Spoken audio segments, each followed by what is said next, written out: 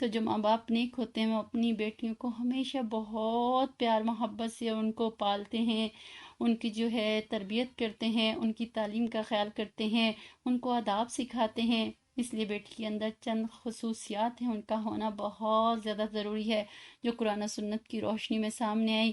سب سے پہلی جو کوالٹی بیٹی کے اندر ہونی چاہیے، ماں باپ کو جس کا خیال رکھنا چاہیے، وہ یہ کہ عورت کے اندر حیا اور پاک دامنی کا ہونا بہت زیادہ ضروری ہے۔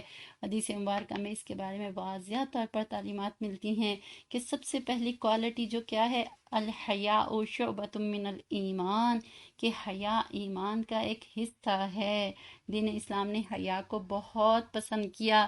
حیا سے کیا مراد ہے کہ بیٹی کے اندر ایسی کوالٹیز ہوں کہ وہ جو ہے غیر محرم مرد ہیں ان کے سامنے اننیسیسری غیر ضروری بات چیت کرنے سے پرہیز کرے، اور اگر ان سے بات چیت وغیرہ کرنی بھی ہے تو اپنی نظروں کی حفاظت کرے، اپنی حیا کا خیال رکھے، پتہ چلے کہ اس کے اندر شرم و حیا کا پیمانہ ہے، حیا والا لباس ہو۔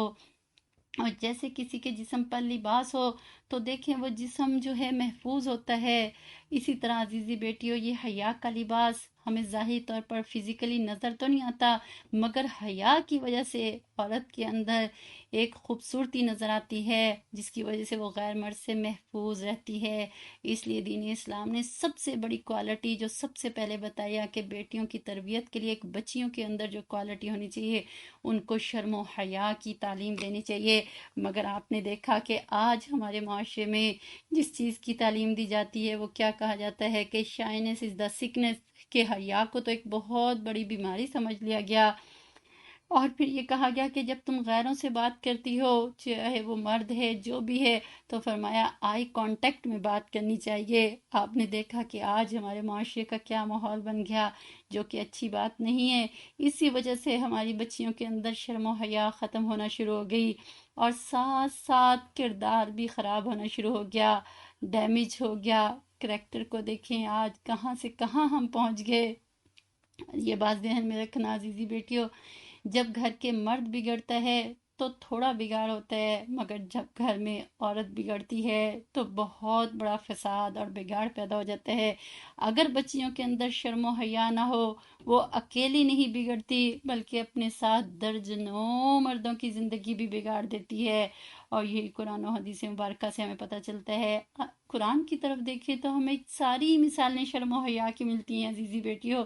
قرآن مجید میں دیکھیں حضرت شعیب علیہ السلام کی دو بیٹیوں کا جو واقعہ آتا ہے کہ شعیب علیہ السلام بہت بوڑھے ہو گئے تھے، ان کی صرف بیٹیاں ہی تھیں، تو جب گھر میں بیٹا نہ ہو تو عزیزی بیٹیوں کام تو بیٹیوں کو سنبھالنے ہوتے ہیں۔ آج ہم سوچتے کہ نہیں شاید بیٹیوں کو پیچھے رکھا گیا ہے، ایسی ہرگز بات نہیں ہے، ہمارے قرآن نے تو بہت خوبصورت درس دیا ہے۔ دیکھیں ان کی بیٹیاں اپنی بکریوں کو چرانے کے لیے جاتی تھیں، کنویں پر ان کو پانی پلا کر واپس لے جاتی تھیں۔ حضرت موسیٰ علیہ السلام جب مدین پہنچے تو انہوں نے بستی کے لوگوں کو دیکھا کہ انہوں نے بکریوں کو پانی پلایا، پھر اس کنویں کے اوپر پتھر کی ایک چٹان رکھ دی تاکہ کوئی اور اس پانی کو استعمال نہ کر سکے۔ وہ دو بچیاں جو تھیں جب اپنی بکریوں کو لے کر آئیں تو ان کے اندر اتنی طاقت تو نہیں تھی کہ وہ اتنے بڑے پتھر کو اٹھا سکیں اور بکریوں کو پانی پلا سکیں، لہٰذا انہوں نے تھوڑا بہت پانی وہاں پہ بچا ہوا تھا اپنی بکریوں کو پلا دیا۔ موسیٰ علیہ السلام نے جب دیکھا تو انہوں نے آگے بڑھ کر اس چٹان کو ہٹا دیا اور ان بچیوں کی بکریوں کو پانی پلا دیا۔ جب وہ گھر آئیں تو انہوں نے اپنے والد صاحب کو جا کر پوری بات سنا دی۔ حضرت شعیب علیہ السلام نے ان میں سے ایک بیٹی کو بھیجا کہ جاؤ اس کو بلا کر لاؤ۔ قرآن مجید نے اس کی تفصیل کو لکھا، سورہ قصص میں یہ بات لکھی ہوئی ہے، فجاءت احدہما تمشی علی استحیاء۔ دیکھیں قرآن میں کس چیز کا لفظ استعمال ہوا کہ تھوڑی دیر بعد ان دونوں میں سے ایک ان کے پاس شرم و حیا کے ساتھ چلتی ہوئی آئی۔ دیکھیں حیا کے لفظ کو استعمال کیا اور بچیوں کے کریکٹر کو کھول کے بیان کر دیا۔ ان میں سے ایک بچی جو آئی تھی وہ اتنی با حیا تھی کہ اس کے چلنے سے بھی حیا ظاہر ہوتی تھی۔ سبحان اللہ، کیسی با حیا بیٹیاں تھیں۔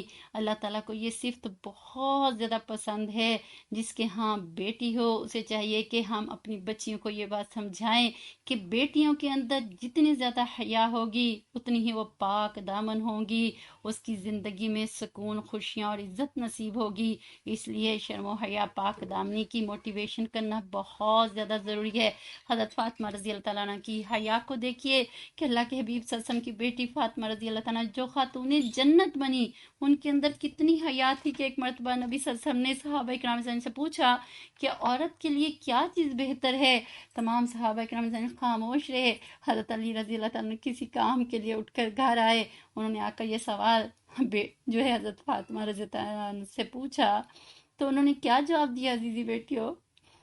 ایسا خوبصورت جواب، کیا فرماتی ہیں کہ جو نہ خود کسی غیر مرد کو دیکھے اور نہ کوئی غیر محرم مرد اس کو دیکھ سکے۔ اللہ اکبر کبیرہ۔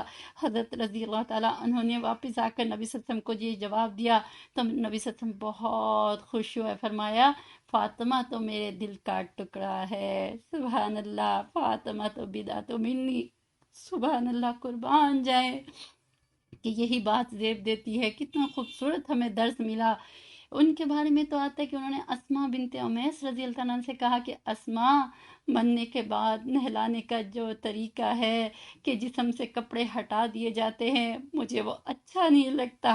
اسماء بنت امیس رضی اللہ عنہ نے کہا کہ میں نے افریقہ کے لوگوں میں دیکھا کہ میت کو غسل دیتے ہوئے اس کے اوپر وہ کپڑے کو ڈال دیتے ہیں، پھر وہ غسل دیتے ہیں۔ تو فاطمہ رضی اللہ تعالیٰ عنہ فرماتی ہیں کہ یہ طریقہ مجھے بہت اچھا لگا، میں وصیت کرتی ہوں جب میں مر جاؤں تو مجھے تم نہلانا، تم پانی بھرنے کی مدد حضرت علی رضی اللہ تعالیٰ عنہ سے لے لینا، چونکہ وہ میرے شوہر ہیں، تم دو کے علاوہ کوئی اور اس جگہ پر نہ ہو۔ چنانچہ جب سیدہ فاطمہ الزہرا کی وفات ہوئی تو حضرت علی رضی اللہ عنہ پانی بھر کر لائے اور اسماء بنت امیس رضی اللہ عنہ نے ان کو غسل دیا۔ اس موقع کے اوپر ام المومنین حضرت عائشہ صدیقہ رضی اللہ عنہ آئیں تو اسماء نے ان کو ان کی وصیت کے بارے میں بتایا۔ وہ کہنے لگی ہاں، ہم ان کی وصیت کا احترام کریں گے۔